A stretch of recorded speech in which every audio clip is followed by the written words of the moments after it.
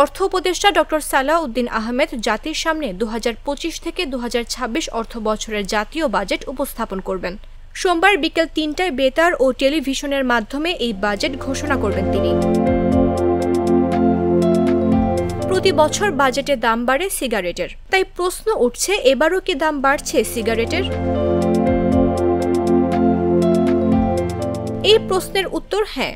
Cigarette paper আমদানির ক্ষেত্রে সম্পূরক শুল্ক হার 150% পরিবর্তে 300% করার প্রস্তাব আসছে বাজেটে। সেক্ষেত্রে আরেক দফায় দামে প্রভাব পড়তে পারে।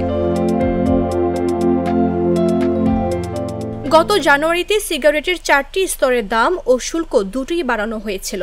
আদেশে নিম্ন, মধ্যম ও উচ্চ স্তরে 10 শলাকা প্রতি সিগারেটের সম্পূরক শুল্ক 5 থেকে 7% বৃদ্ধি করা হয়েছিল।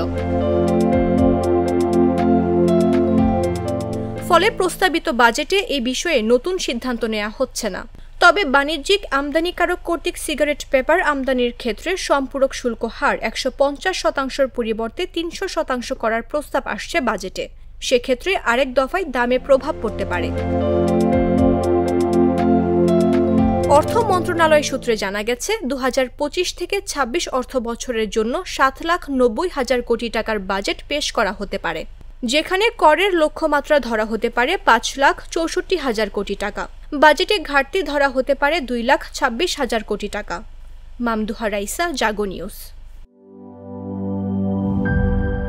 এই ঈদে জামা জুতো অ্যাক্সেসরিজের ডিসকাউন্ট।